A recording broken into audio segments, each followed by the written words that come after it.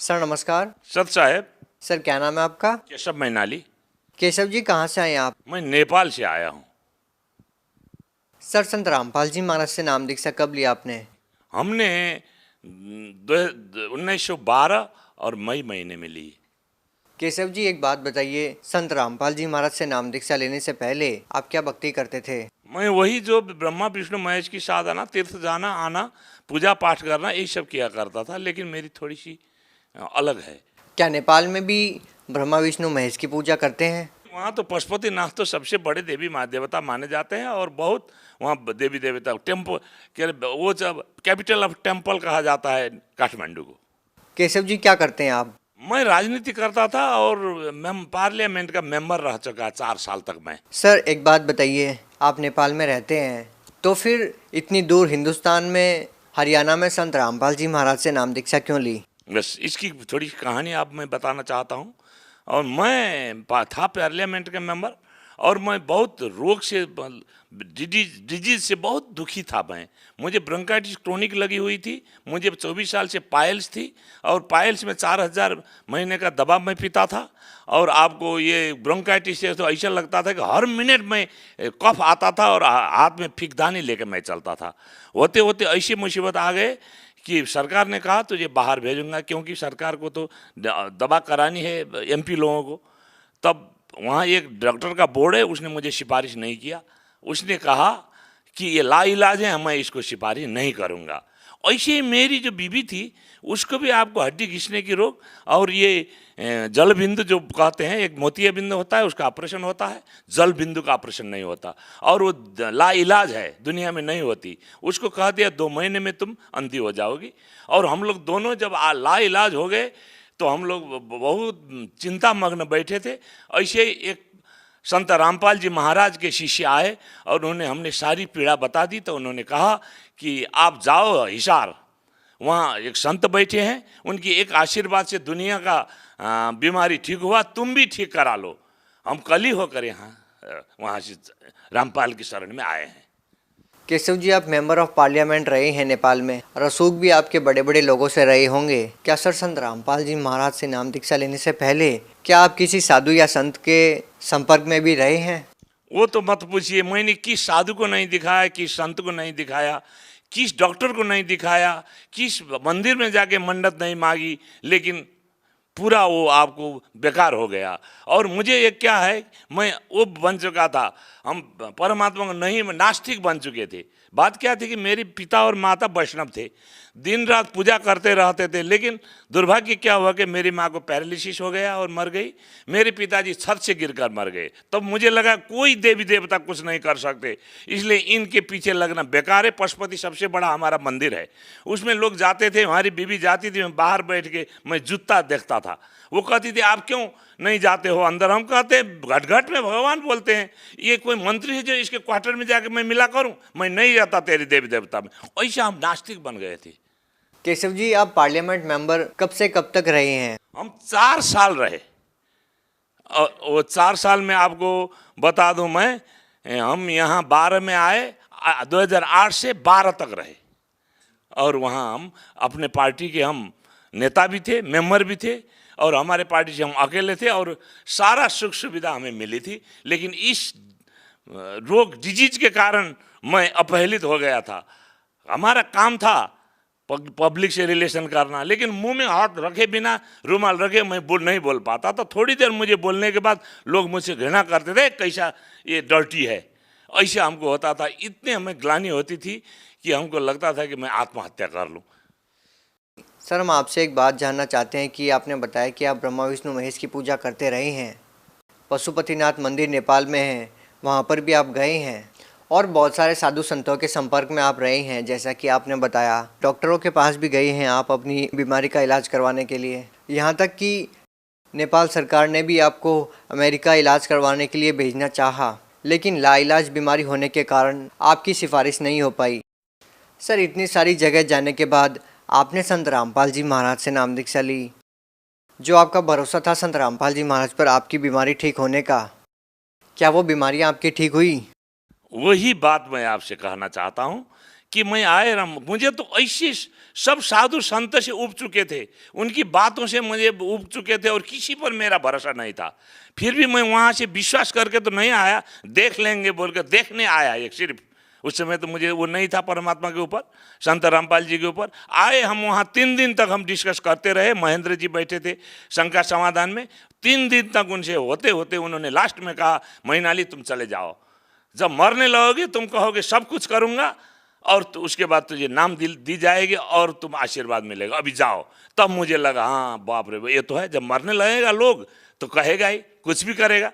तब हमने आपको जाके नाम लिया और हमारे पत्नी को भी, बीवी को भी नाम लेने के लिए बोला। और जब नाम लेने हम गए और आशीर्वाद के लाइन में बैठे तो परमात्मा वहाँ आए, संत रामपाल जी महाराज आए। आते ही हमने उनसे 2 मिनट रुक के अपनी बात कही तो हंसे और सर पर हाथ रखकर बोले, बेटा सब कुछ ठीक हो जाएगा। उतना कहते ही मुझे ऐसा लगा कि जैसे आग में पानी डाला गया हो, इतनी शांति हुई। तो हमें लगा ये संत के, ये रामपाल जी के अंदर ज़रूर कुछ है। और उसके बाद मैं वहाँ से लेके बाहर आया और आते ही देखिए चमत्कार। और मुझे वो गर्मी का महीना था, मुझे एकदम बाथरूम जाने की इच्छा हुई। बाथरूम गए तो इतनी सी आपको ब्लड गिर गई। हमको लगा आज तो यही मरना ही था, मरने आए यहाँ। तब उसके बाद रात को सोने के बाद आपको रात में खांसी, तो आपको हर मिनट में होने वाला खांसी 80% ठीक हुआ। और कल सुबह हम चल दिए। और आपको मैं बता दूं कि जी उस दिन एक पैखाना में इतना ब्लड गिरा, उसके दिन से आज तक वो पाइल्स कहाँ गया पता नहीं, उसके बाद से वो खांसी कहाँ गई पता नहीं।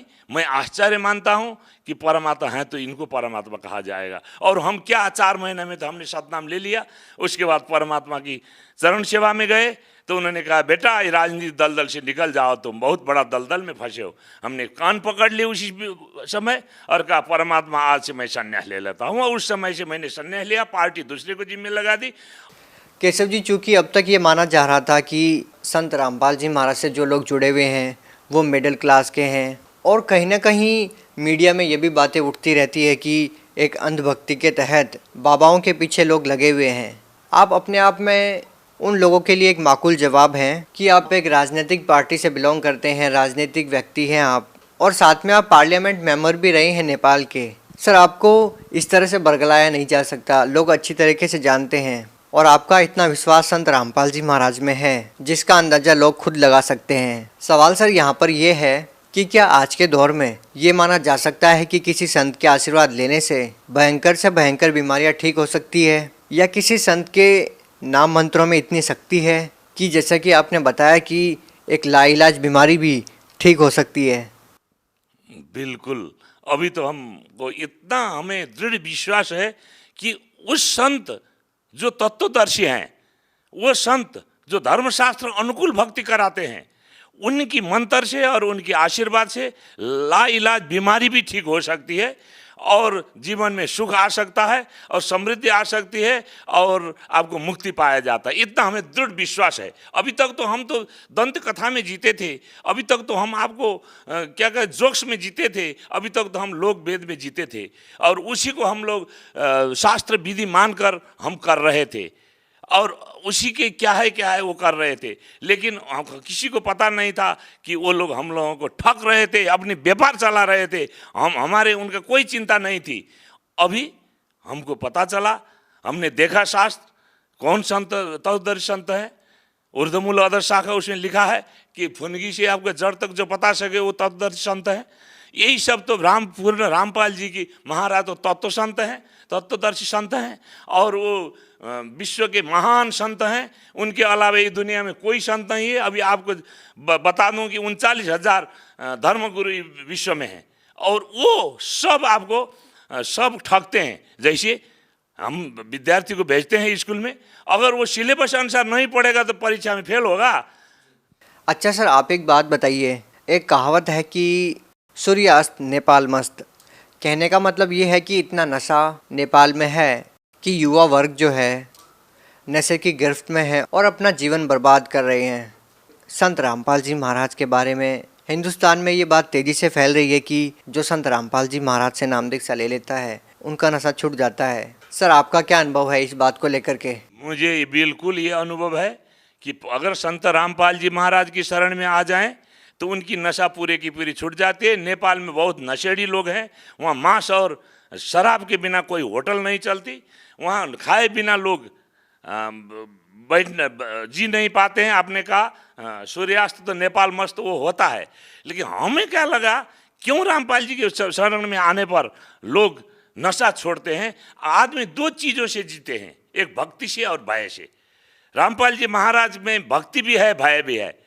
भय इसलिए है कि वो हमारा वो हो जाए, खंडित हो जाएगा। भक्ति परमात्मा यथार्थ भक्ति धर्मशास्त्र अनुसार देते हैं। ये दोनों के कारण से और परमात्मा की कृपा से ये छूट जाती है। सर आप सरहद पार नेपाल से आप आए हैं, जितनी दूरी तय करके आप संत रामपाल जी महाराज के पास पहुँचे, इस बीच कम से कम हजारों संत हैं जिनसे आप जुड़ सकते थे, लेकिन आपको ऐसा क्यों लगा कि संत रामपाल जी महाराज से ही नाम दीक्षा लेनी चाहिए? हमने तो सबको आज टेस्ट कर दिया, सब तो ठगने की फेरी में हैं, सब तो आपको व्यापार चला रहे हैं, हमें ठग ठग कर अपने झोली भर रहे हैं। लेकिन संत रामपाल जी महाराज के बारे में हमने सुना, हम दूसरे दिन होकर जब यहाँ चले आए तो यहाँ न एक पैसे वो मांगते हैं, न एक पैसा वो दान करने को कहते हैं, सिर्फ वो आपको भलाई ही करते हैं। हम तो कहते हैं नेपाल में क्या कहते हैं जानते हैं, तुम्हारा लेवता है हमारा देवता है। सर आप कोई पहले नशा करते थे? जी मैं तो क्या, राजनीति होने के चलते मैं शराब पीता था, गांजा पीता था, क्या कहते हैं चरस पीता। हम क्या नहीं पीते थे, क्या नहीं करते थे, लेकिन इसी के चलते तो ब्रोंकाइटिस हुई मुझे। कैसे छूटे सर जो आप वैशन करते थे? जी जिस दिन से मैंने संत रामपाल जी महाराज से मैंने दीक्षा ली, उसी दिन से मुझे शराब, गांजा, भांग, आपको ये चरस और सारी चीज़ मुझे छुटी। अब तो उस दिन से क्या लगता है, क्या परमात्मा की कृपा है, कोई दूसरा पीता भी है तो मुझे लगता है कि क्या कर रहा है। कोई सिगरेट भी निकालता है मुझे घृणा होती है, कोई मांस भी आगो लेके आता है तो मुझे घृणा होती है। हम तो ऐसे मांस खाने वाले आदमी हैं भगत जी कि हमको लगता था कि मांस तो हम मरते वक्त भी काखी में लेके चले जाएंगे, ऐसा था हमारा मांस। घर में जब झगड़ा होता था तो इसीलिए घर में बीवी से झगड़ा होता, हमारा इतनी आमदनी है तो मांस क्यों नहीं लाती हो, और हमारी बीवी भी कहती थी मांस नहीं छोड़ पाएंगे। लेकिन उस दिन से इतनी घृणा हुई, लगता था कि अब नहीं बेटे का मांस तो नहीं हम खा रहे हैं। वैसा हमारे भावना चेंज कर दिए परमात्मा ने कि हमारी सारी छुट्टी और परमात्मा की सारी वो मंत्र से सारा छुट्टी, सतगुरु मिले तो इच्छा मिटे पद मिले। सर संत रामपाल जी महाराज अभी जेल में हैं, नेपाल से आप संबंध रखते हैं, नेपाल से आप आए हैं, इतनी ज़्यादा श्रद्धा संत रामपाल जी महाराज में आप लोगों की फ़िलहाल भी बरकरार है, सर ये कैसे संभव है? मैं पड़ोसी देश के सांसद होने के नाते भारत सरकार को मैं अनुरोध करता हूं कि ये एक निर्दोष संत को जेल में इन्होंने दे रखा है, बिना मुकदमा, बिना कोई दोष का 3 साल तक इन्होंने जो बना रखा है, ये ऐसा मत करें। ऐसा करने से इनके ऊपर जनता के जो है विश्वास हट जाती है, और वो पहचाने वो पूर्ण संत हैं, और पूर्ण संत की कदर करें। एक बात मुझे कहना ही पड़ेगा, हमारे मोदी साहब आपको कबीर साहब का दुआई देते फिरते हैं, और एक कबीर साहब को जेल में डाल रखा है इन्होंने, अभी भी समझिए। और मैं हाथ जोड़कर प्रार्थना करता हूँ भारत गवर्नमेंट को कि ये संतों को रिहा कर दें और उनको पूजे और उनको पहचाने। ऐसे ही इनको गलत मुकदमा लगाकर जेल में डालकर इनको दुख मत दें। बहुत बहुत धन्यवाद सत साहेब।